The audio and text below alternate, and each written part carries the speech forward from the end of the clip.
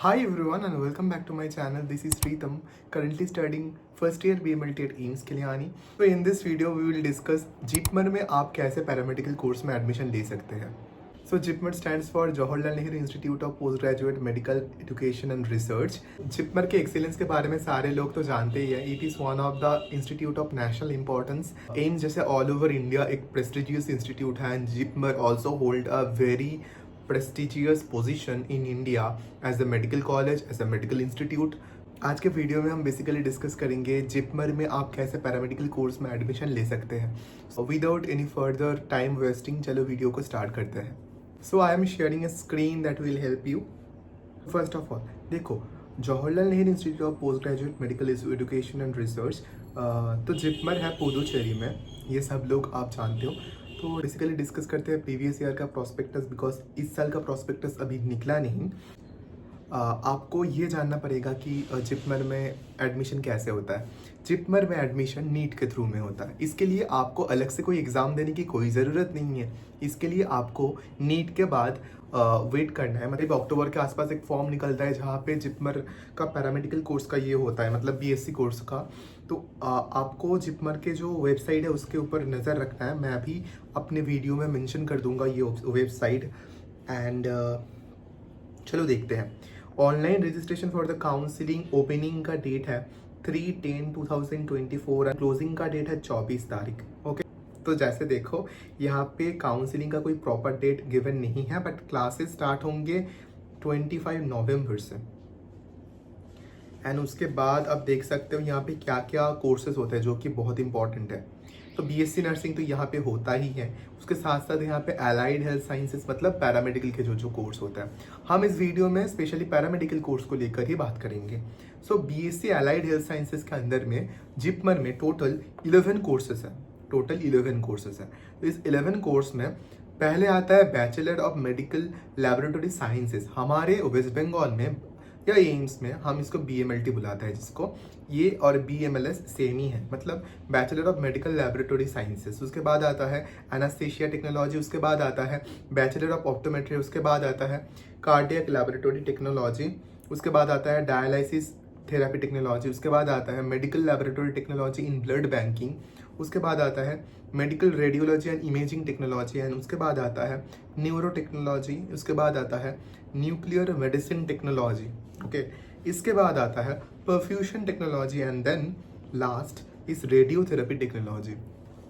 लेकिन यहाँ पे आपको BMRIT भी मिल जाएगा. देखो बहुत सारे कोर्सेज अवेलेबल है यहाँ पे. Medical laboratory technology in blood banking भी सेपरेट से गिवन है ना. एंड न्यूक्लियर मेडिसिन जैसे कोर्स, न्यूरो टेक्नोलॉजी जैसे कोर्स, जो कि एक न्यूरो टेक्नोलॉजी तो सिर्फ ऋषिकेश में है, एम्स ऋषिकेश मुझे जितना लगता है. फिर भी एक बार प्रॉस्पेक्टस देख लेना. बट ये बहुत रेयर कोर्स है.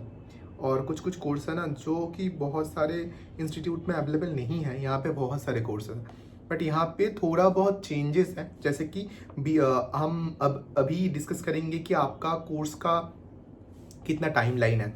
जैसे कि बीएमएलटी कोर्स, जैसे कि बीएमएलटी कोर्स इसको यहाँ पे बीएमएलएस बुलाते हैं ना, bachelor of medical laboratory sciences. So यहाँ पे आपका 4 साल का कोर्स होता है, जिनमें 3.5 ईयर्स का आपका theory classes and practical classes होते हैं. एंड फर्दर 6 मंथ्स का कंपल्सरी इंटर्नशिप रहता है.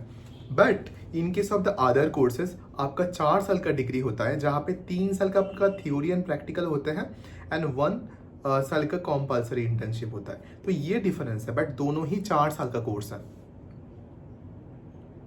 ओके, एंड नाउ हम देखेंगे कि यहाँ पे कोर्स का जो सीट कितना है. देखो एक चीज यहाँ पे देखो अनोखा है, seats for the reserved male का भी नर्सिंग होता है. 9 लोगों का नर्सिंग सीट है, जो कि इस वीडियो का टॉपिक नहीं है, बट आप देख सकते हो कि मेल नर्सिंग होता है जिपमर में. सेपरेट 9 सीट है बट होता है. देन हम चले आते हैं हमारे टॉपिक में, जैसे कि BSc allied health sciences courses 87 seats. तो टोटल यहाँ पे 87 सीट्स आपको मिलेंगे. एंड यहाँ पे आप देख सकते हो कि बीएमएलटी का 37 सीटें हैं, एनास्थीसिया का 5 सीटें हैं, बी ऑप्टोमेट्री का 5. अगेन सबसे ज़्यादा सीटें हैं बीएमएलटी का ही, 37 सीटें हैं. टोटल आपको मिल जाएंगे टोटल बीएससी कोर्सेज 181, ये हमारा काम का नहीं है, हम देखेंगे सिर्फ बीएससी अलाइड हेल्थ साइंसेज का सीट है 87 सीट्स। ओके, अभी इंक्रीज भी हो सकता है, बट इस पास्ट ईयर का पीडीएफ से आप थोड़ा सा अंदाज़ा लगा सकते हो। हाँ, एंड ये तो कागज वगैरह हम बाद में डिस्कस करते हैं। अभी आप आते हैं कि एलिजिबिलिटी क्राइटेरिया, मतलब आप कैसे एडमिशन लोगे। देखो मैं पढ़ रहा हूँ, the applicant should have qualified in the national eligibility cum entrance test that is NEET 2024। आपके केस में 2025 होगा, conducted by the national testing agency. And इसके बाद देखो एज क्राइटेरिया जैसे नीट का रहता है यहाँ पे भी है। एंड देन आपको कुछ कुछ सब्जेक्ट कॉम्बिनेशन जैसे कि 10+2 हायर, यहाँ पे आपको फिजिक्स, केमिस्ट्री, बायोलॉजी और बोटनी और जूलॉजी रहना चाहिए। And English at A level not less than the code, ये तो सबका ही रहता है ना। एक चीज़ आपको ध्यान में रखना है कि आपको फिजिक्स केमिस्ट्री दोनों ही चाहिए।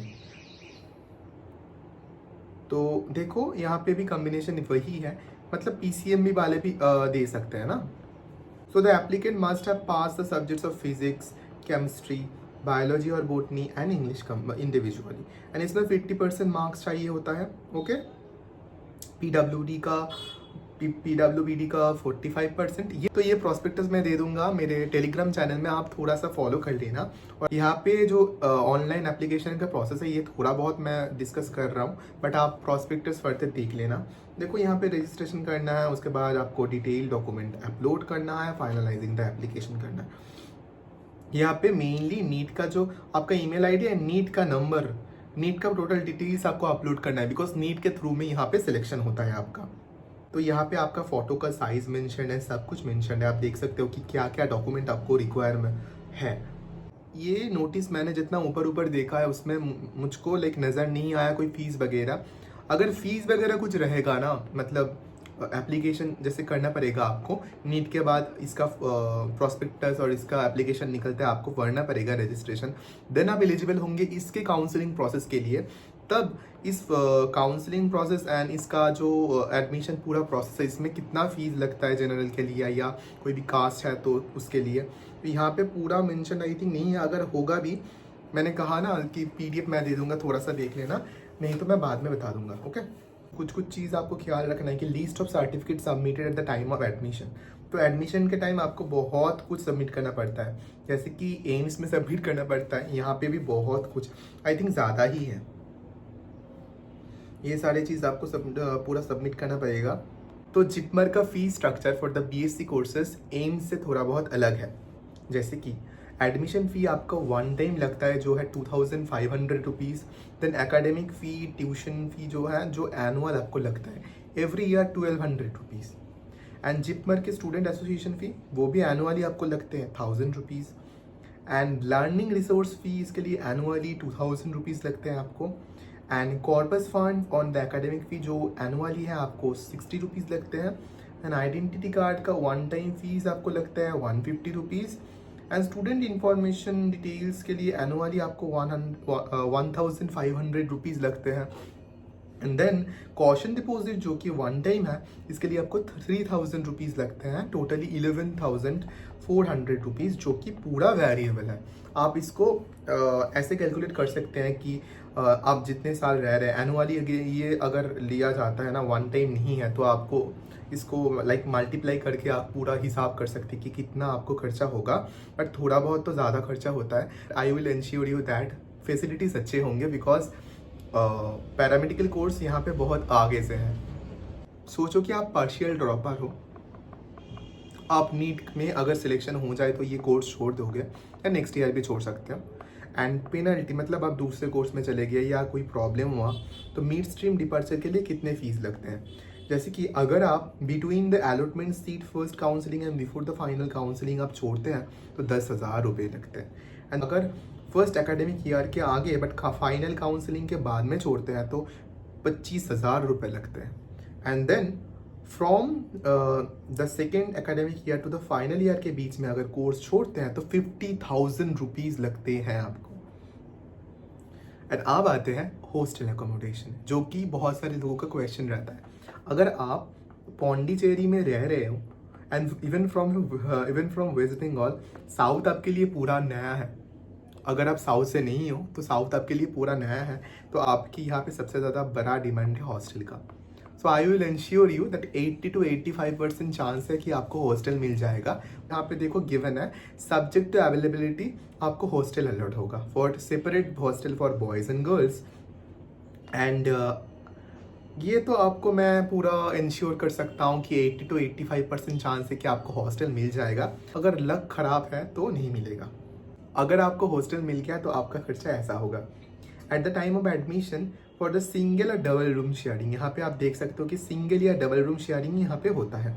एस्टेब्लिशमेंट चार्जेस पर एनाम जो 6,000 रुपीज़ आपको लगता है, जो नॉन रिफंडेबल है ना, ये देखो पर एनाम लिया जाता है। देन हॉस्टल कॉशन डिपॉजिट जो 5,000 रुपीज़ जो रिफंडेबल है। Hostel mess deposit refundable 3,000 rupees. Then room rent पड़ता है 500 rupees per month for a shared accommodation ना, तो टोटल आपको 20,000 पड़ता है। अगर आप सिंगल रूम लेते हो तो आपको 750 रुपीज़ पर महीना देना पड़ेगा। एंड अगर आप शेयर्ड रूम लेते हो तो आपको 500 रुपीज़ पर मंथ देना पड़ेगा, जो कि कम ही है मेरे हिसाब से। मतलब एम्स जैसा नहीं है बट कम ही है अगर आप बाहर रह रहे हो उससे, बट एम्स के मुकाबले में बहुत ज़्यादा ही है। स्पेशली मैंने इस वीडियो को इसलिए बनाया कि मेरे टाइम पे मुझे ये पता नहीं था जिपमर का पैरामेडिकल का सिलेक्शन के बारे में, कैसे सिलेक्शन होता है, इसमें कोर्स होता है या नहीं जिपमर में। मुझे पता था कि जिपमर में सिर्फ जो MBBS होता है एंड उसके जो सब्सिक्वेंट कोर्सेज होता है, बट मुझे ये नहीं पता था कि जिपमर में पैरामेडिकल कोर्सेज होता है। सो मुझे लगा कि आप लोगों को ये जानना चाहिए, बहुत हेल्प करेगा। बिकॉज बहुत सारे लोगों को पता नहीं है, इसलिए वो अपने ड्रीम कॉलेज में जा नहीं पाते। जिपमर आपका ड्रीम कॉलेज है तो आप दूसरे कोर्स के सहारे भी जिपमर में एडमिशन ले सकते हैं। एंड होप कि आपको वीडियो अच्छा लगा हो। एंड अभी जब मैं शूट कर रहा हूँ तो नीट बहुत पास है। All the best for your NEET exam, बहुत अच्छा होगा exam. If you like the video please consider subscribing because your 1 subscribe means a lot for me, and meet you in the next video. Till then, bye.